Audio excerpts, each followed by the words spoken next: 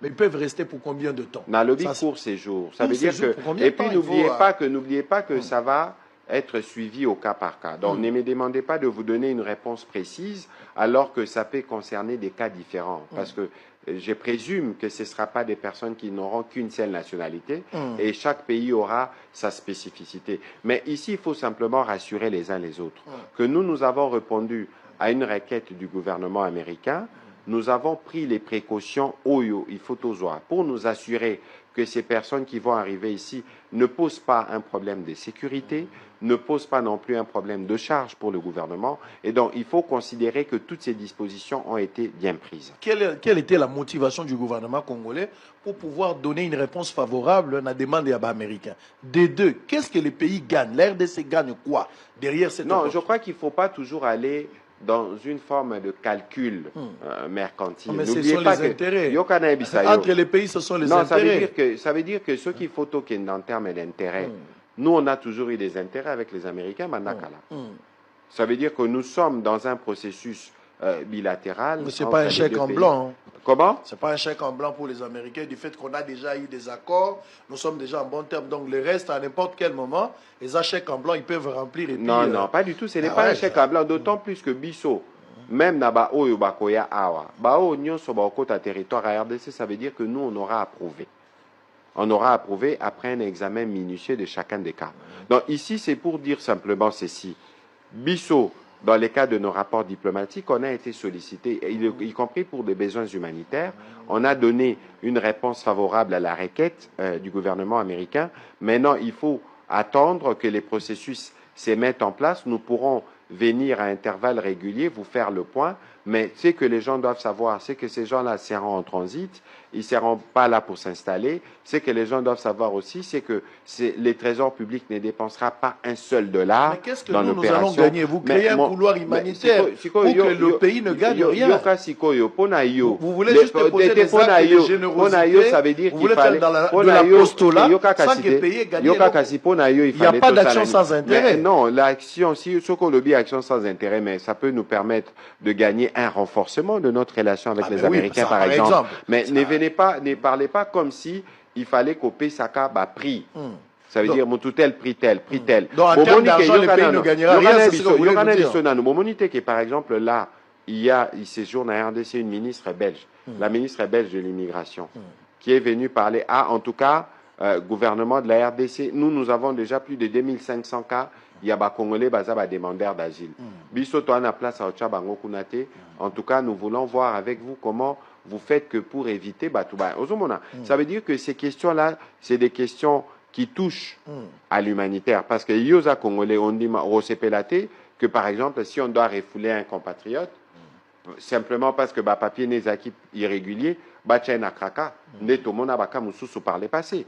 Ça veut dire qu'il faut considérer que nous sommes dans un monde d'ensemble où nous avons des interactions avec les États, et c'est dans ces cadres-là, dans les cadres de la relation avec les États-Unis, que nous avons accepté pour voir comment, y compris, on offre une réponse humanitaire à personne au besoin pour leur faciliter les retours na bamboka na mango. C'est une autre forme de flatterie que la RDC azosala na États-Unis. Bon, ça veut dire que mutuna mutupe aoki ko kende na ba commentaire nenga azosalela. Je crois que nous on voudrait pas aller dans les commentaires des uns et des autres. Nous on a une obligation comme gouvernement par rapport à nos rapports diplomatiques. Nos services ont examiné, ils ont donné les quitus suivant des cas précis et on a pris des dispositions pour que ça ne coûte pas $1 au pays, pour qu'on assure les facilités requises à ces personnes qui viennent. Je crois qu'il ne faut pas aller maintenant qu'au côté de la polémique, au côté de la commentaire. Non, mon cher ami. L'air bat tout déjà, Kominabi, ministère intérieur et à disposition. Donc voilà, ça veut dire qu'il faut ici intégrer ce que je vous dis, parce que au Yébipé na Congo, malheureusement, sur aucun sujet, les gens sont totalement d'accord. Parfois, les gens ne sont pas d'accord pour des bonnes raisons, d'autres les sont pour de mauvaises raisons, mais l'essentiel ici pour nous, gouvernement, c'est de vous dire que nous avons pris toutes les dispositions pour que les personnes qui vont arriver ne posent pas des problèmes de sécurité, ne soient pas non plus une charge pour la République. Oh,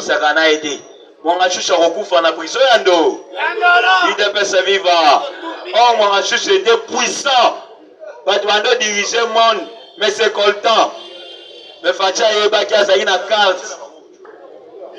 C'est viva. Batango à Zoloba. Bamususu na niveau ya ba commentaire, ba mo lokola to sala ba blague. Na zo bisabino na niveau ya makambo ndenge komeli na minute oyo. Il faut bouclage za la pembeni ya ndolo. Na sengi na bino, ba bazana bakaye ko koma Holanda. Moko a dévoilé qui secret. Na ocha audio na ibino yo soboyoka. Ko fongola makuto auto benga lisusu. Lionel Wambao, il faut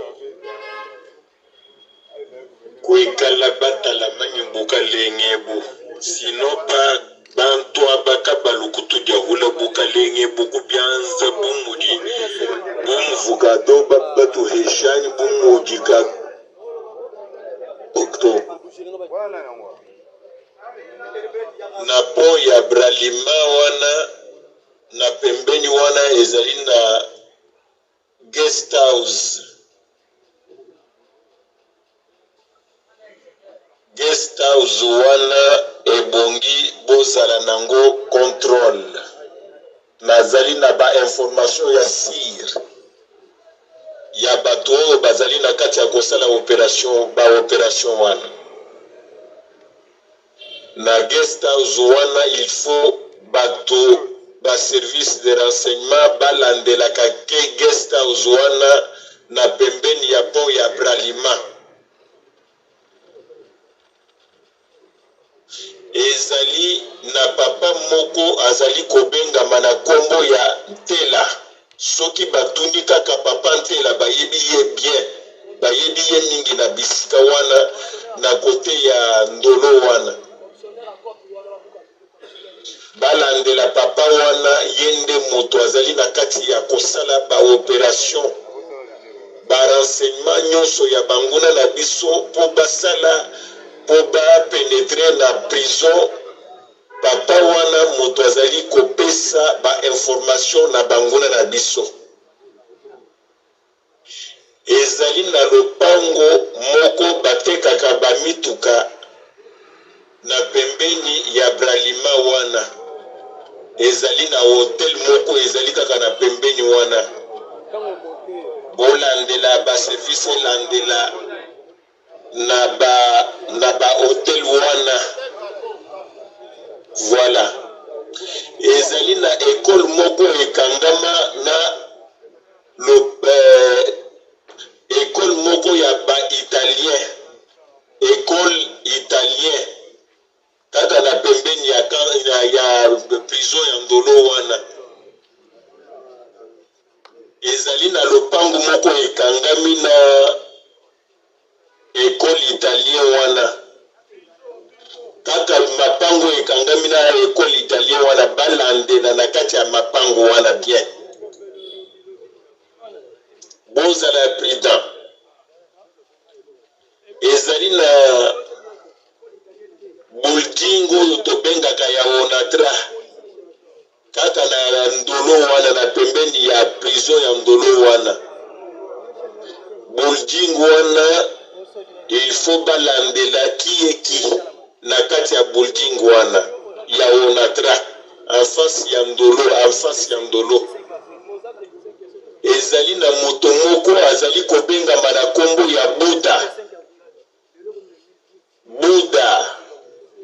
Buda wana azali na kati ya kosala opération ya kopesaka information bangonde bato oyo bazali kosala bakalkili nini oyo bakoki kosala pote babimisa ba généraux oyo bazali na kati ya ndolo. Kote ya rai na entrée ya ndolo, kote ya ndolo libongo esika ba mituka ya Victoire ya nini kote ya nini Easter bolandelaka rai mobimba wana balandelaka. Voilà. Merci beaucoup. IDPS viva. Makamutolo baka tosaka na ba information. Bango kutu bayaka après biso. toloba awa wilingo makufi bango ba démentiraki yango après ba yako loba akufi ya solo. C'est que biso to saka na vraie information ko leka bango. IDPS vivant. Donc makambo oyo nazo sabino ke ndolo to nga ko swelo ko mususu. Mais Nzambe oyo président Félix Tshisekedi atikaka Congo na maboko ya Nzambe. Alobi ngai te yo moko Nzambe vandela kiti oyo. Eza théâtre ta kenda osala na stade. Akenda kosala théâtre te. Nzambe wana yoka. IDPS vivant. Nzambe yoka ki yango akita azosala na nzota ya président Félix. Makita nyonso basali eza na mai parce que na minute oyo soki maître na bango nganga na bango Paul Kagame aleli ya koikao. À combien plus forte raison ba ebatikala ki ao. Et tous les généraux plan na bango ezalaki ba généraux oyo basala ndolo bango nde basala maîtrise ya kosala président Félix Mabepe ya kocha moto na Kinshasa. Mais ba oyo basali banda bazomona mutu te akopesa mission wana. Yango pona nini balingi babisaka deux personnes en attendant Chiwewe nana nina Mwanga Chuchu. Mwanga Chuchu yende mutaza na mbongo kota ebele parce que ba M23 wana o baza awa tango bakokota yende mutando kofuni bango ba mbongo. Chiwewe nde azaki na compte ya bancade présidentielle mususu bazaka pour Chiwewe. Soki Chiwewe babile pesi mwa commandement bengi bango troubler biso la vie de Kinshasa. Yango we bangai na babisa deux personnes wana babisa na général Chiwewe nanani na Mwanga Chuchu parce que bango nde baza ba tête na katandolo. Donc tangu bazosala bakarte wana ezaki basongisa siko moto na kini mais sikoyo lelo oyo Nzamba déchoué plan wana eke na mai ba service na biso bazosala musala tongo midi pokwa l'état zui décision mapangu nyonso na ndolo kuna nyonso l'état zosomba yango IDPS vivant. Et na minute oyo bache ba drone esaka likolo ya ndolo quartier wana nyonso ba drone esa likolo ezo surveiller mouvement ya moto nyo soki kaka bamoni mouvement no mabe osui na yo chilo IDPS vivant po drone na minute oyo to proclamer déjà batu nyonso ya mabe na kati bakombo na bango na drone eza ya koinda. IDPS vivant na lobaka mokolo wana awa ke tosengi na président ya république bato oyo cybercriminel ANR CNS bapesa biso biographie politique na bango. Mwana mwasi oyo Lizette Kabanga ok Lizette Kabanga oyo azaki makambo ya John Numbi soki ba makambo oyo ezosala na okotela président tina kati ya ndako na ye bato oyo bayebili kambo lelo Lizette Kabanga wana akomi kokopere na Kindambu mutu aza na service ya ANR ye aza na CNC plutôt. Alors bato oyo yango na lobaka to wana bakende bayeba bango bauta na parti politique nini avant baya okoma na place oyo bango bazali. Donc bato wana nyonso bayebaka makambo nyonso oyo bazosala po baelimine mokonzi ya mboka bato oyo baza batraitre mais bavandi neti ke bazosala mosala malamu mais en connivence na bajono nonge baza libanda. IDPS vivant. Merci sénateur pour la motion. IDPS vivant. Nazo sabino ki bamboka misatu ya Afrique bazola la pongi te Kenya, Uganda na Rwanda. Na betela bino awa ke sous mandat ya Hippolyte Kanambe basalaki moi aventure moko neti bayoka na raté na Paul Kagame. Mais chaque fois Rwanda zalaki toujours premier na production ya coltan. Aussi Uganda sous mandat Hippolyte Kanambe Uganda ezobimaka premier producteur ya or. Mais na mandat ya Fachi Beton Facha Busanaki pembeni na bango balobi ayondo bengaki mon frère. Mais lelo oyo Paul Kagame a comprendre que mon frère wana zalaki Jidaska. IDPS vivant. Paul Kagame a zui BZDG. Facha tala lobi oyo za mwana mo. Oh, Facha qui n'a découvrir la Paul Kagame force na zorangoa. Tant Facha découvrir le bien moi la mouki azo soit qui beau. IDPS viva. Paul Kagame a lobby so wana li solo ya guerre boya rotunda nga. Facha lobby si c'était moi à sa place j'allais me cacher. Nalinga komi bomba mais il y a so vanté kaza guerrier à Bomaka. Na ba pratique wana ya 1970. 1960 ame mango lelo ngai funa longole na po bato siko batali Paul Kagame alobi aza guerrier de guerre mais Facha yene na Bible na maboko alobi azo longole na pouvoir nzoka Bible wana munduki ya armée c'est IDPS viva Donald Trump atala zika Bible wana pesi Paul awati pasteur na ye kende kote ya Paul Kagame na Rwanda e kende ko pesi sango na munduki ona maboko ake kuna bisi Paul Kagame guerre Paul Kagame a la pasteur na maboko azana bi abi oya yena char de combat ya yena Bible na occupé nzoka message asuka ba ko pesa Paul Kagame yango wana message wana ezalaki ayaki comme ange de la mort ko yisa Paul Kagame ozana esprit de IDPS viva bete la Paul Kagame bete la pati bete maboko bete la pati bete maboko Nazo Sabino, Aza déjà l'esprit des morts. Azo tambola nango pasteur aye bena ebisi yeke yo makambo na yeko yebisa yo ezake ngana za ange de la mort. Na yeko peso ka message a liwa. Yo soko oyoka na yo te tikala na yo bongo kufa mais misombela déjà cercle o cha provision nanda IDPS viva. Yango zo mona mikolo elati Museveni. Ouganda bazola lati. Lobby général porte-parole ya armée ougandais ndemuta lobby. A lobby RDC basana insécurité parce que ils ont senga ifuto kende na état fédéral. Boyebi état fédéral onanga senga ya IDPS viva. Et kala la communauté internationale balinga ki pe Congo comme état fédéral. Tango basenga ki yango bongo esala ki mbutu ke ba province na biso moko na moko ekoma iloko la pays boyoka ki ba Kasai ba nani Kalonji Mulopwe boyoka ki ba Katanga boyoki ba nini kuna ba Kisangani etom donc mutu na mutu azokanga gouverneur akangi alobi awe komi mboka nanga IDPS viva.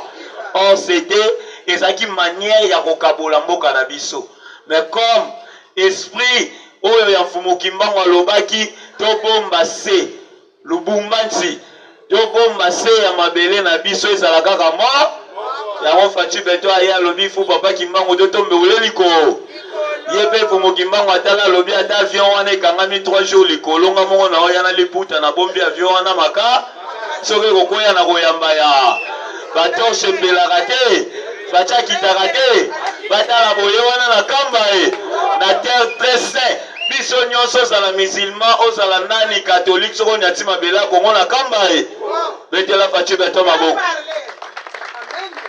il faut tosala bonzambe na biso pe ezala maka parce que l'air yango ekoki la vérité mena là bango nyonso bomoni le fait se tient Tshisekedi wa Mulumba pe a son âme alobaki clairement que Kabila batu nyonso bakokima ye akotikala ye mo lelo oyo chaque jour batu ya pe perdre na IDPS viva betela Fachi beto maboko chaque jour pe perdre bakomi koya basoya bango moko nini oyo ezobenda bango ba oyo baza ba congolais bakendaki kuna na profit moko boye me bataille balobi te awo eza likambo mbo na sololi na moko na tunie oye vraiment IDPS mobimba ebisi makambo oyo na moni na vanda na Kabila lelo naza proche à président Félix o na moni Kabila za congolais te IDPS viva yango tondimike soki bakoya basalela mboka na ndenge ya so parce que Fachi beto na minute azo sakana te et Fachi beto soka pesi yo confiance soko ozaki musika oye abendi yo yebake shit na yo eza pe Fachi ayebi yo kito ayebi ke non soki na bendi muto awa ya ye na bulu ki azoboma nga tshela nga ba poison me place nga nazokanga ye wana bakarte abetela chiwewe cho aza musika kuna angana lugana boma fachina munduki na musika facha lubi yako bomanga a eloko nini ezozanga ona na bapete muke tika na bakiselo bapete ya mibale ya misatu ya mine akomi likolo na suki escalier facha tindiki ka escalier ti wewe wana na ndolo pona lelo na suki awa mon numéro de contact plus 243 98 38 95 085 merci. Chef coutumier, chef coutumier, baboko makasi.